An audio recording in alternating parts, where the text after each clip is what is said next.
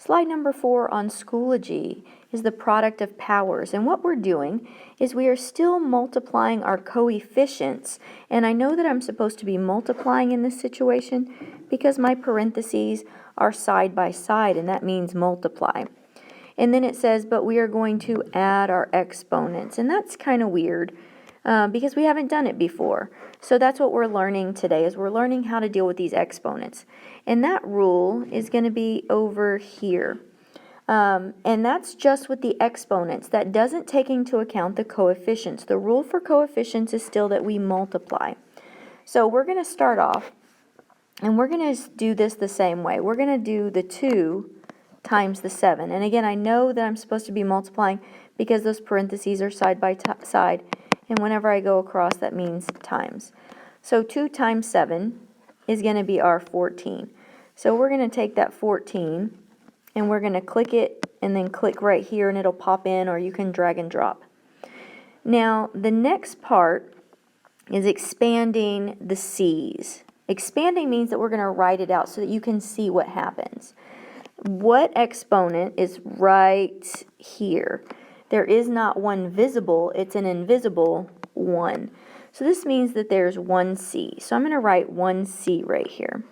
And then over here, same thing. What exponent is right next to the C? That's an invisible 1. So we're going to write another C.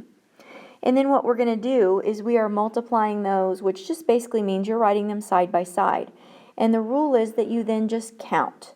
Okay, how many C's do we have? We have 1, now we have 2, and so we have C to the power of 2. There's 2 of them. They are cloned, so that's the power of 2. And we can also say that that's like squared. Now the reason why I did not do it 4 times is because this 4 right here only goes with the one thing right next to it, which is just the letter D.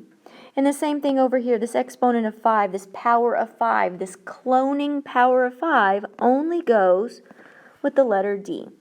So when we expand that, what it really looks like is 1, 2, 3, 4. It has the power of 4. And then over here, we clone the letter D 5 times. 1, 2, 3, 4, 5. So the power of 5. And when we write those again, we write them side by side. That means multiply. But when we are multiplying, the rule says that we actually just end up adding those exponents together. So we should have 9 of them because there's 4 on the left and 5 on the right, and 4 plus 5 gives you the 9. Let's count. 1, 2, 3, 4, 5, 6, 7, 8, 9.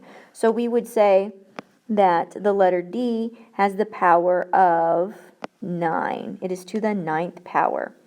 And we can go ahead and make sure that we are doing these in alphabetical order when you pop these in. That's what it's saying down below. C was to the 2nd power. And then we have our D to the 9th power. And so that is how you complete question number 4 on Schoology.